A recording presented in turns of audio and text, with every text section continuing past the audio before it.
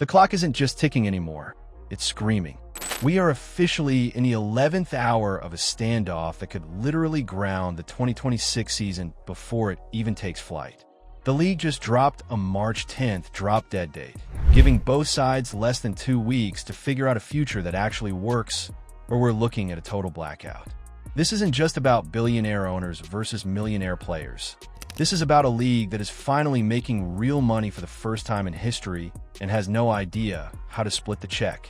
For the first time ever, the revenue numbers from 2025 actually triggered a bonus for the players. Even if we have a handshake agreement, things still have to go through lawyers. It has to be put on paper, and that sometimes takes, at minimum, a week. Things or players can't start signing officially with teams until they have inked, pen to paper, this brand new CBA. So the news was shared that for the first time in history, the WNBA generated enough revenue in 2025 to trigger revenue sharing with its players. We're talking about an $8 million pot that's going to put about 50,000 extra bucks in every player's pocket.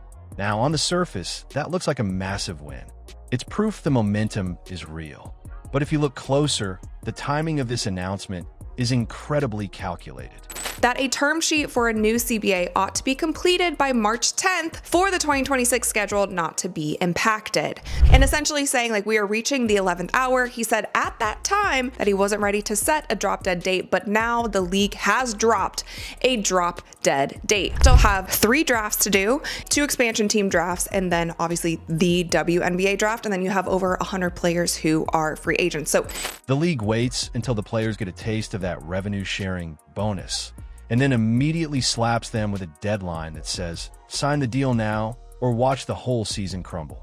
It's a classic corporate squeeze play.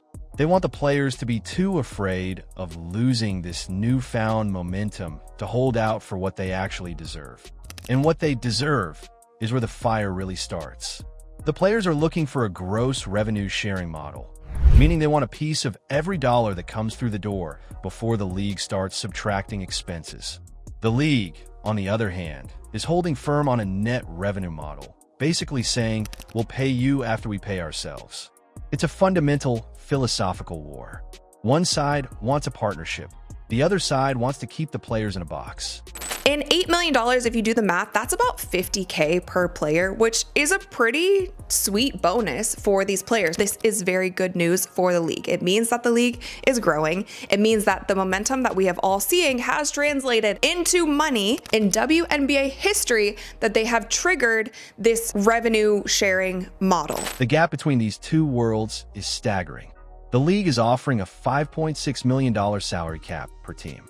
The players are asking for $9 million. That's a $3.5 million difference per franchise. In any other business, you'd call that a stalemate. In basketball, we call it a disaster waiting to happen.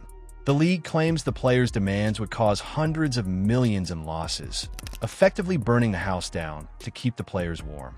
But the players are looking at the Caitlin Clark effect, the sellout crowds, and the expansion hype, and they're asking, if not now, when?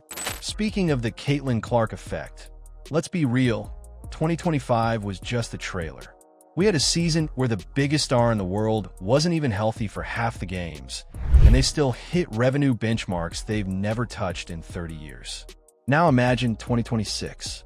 A healthy Clark, two brand new expansion teams in the Golden State Valkyries and the Toronto Tempo, and a draft class that is ready to set the world on fire.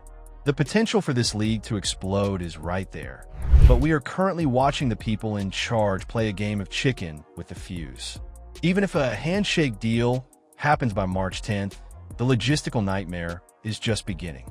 We still have 3 different drafts to get through and over 100 free agents who are currently in professional limbo. If they wait until the last second to sign this deal, we're going to see a rushed, chaotic free agency where players are forced into 1-year prove-it deals just because there isn't time to negotiate anything long-term. That's bad for the players, bad for the teams, and it's terrible for the fans who want to see their franchises actually build an identity. How are the new expansion teams supposed to build a culture when they don't even know who they're allowed to sign until 2 weeks before tip-off? The most radical take on the table right now. Some big voices in sports business are saying the current structure is so broken it might need to be burned to the ground and started over. The way the ownership is split between the NBA and outside investors means the players might never get the kind of revenue sharing you see in the men's leagues. There's even talk of moving toward a college-style nil model where sponsors and donors supplement the salaries because the league itself can't or won't pay up. It's a wild suggestion, but it shows just how desperate the situation has become. We're staring down the barrel of a lockout or a strike at the exact moment the sport is most popular. It's a level of fumbling the bag that would be legendary if it weren't so tragic. We have 2 weeks to see if the league bluffs, if the players fold, or if the whole thing goes dark just as the spotlight was getting bright. The future of the game is hanging by a thread, and if you want to be the first to know when that thread snaps or when the deal finally gets inked, you have to be locked in here. Subscribe right now because we're tracking this March 10th deadline minute by minute. You don't want to be the one who misses the news when the league either evolves or evaporates. Get in the comments. Do you think the players should hold out for the $9 million cap, or is the league right to play it safe? Let's talk about it.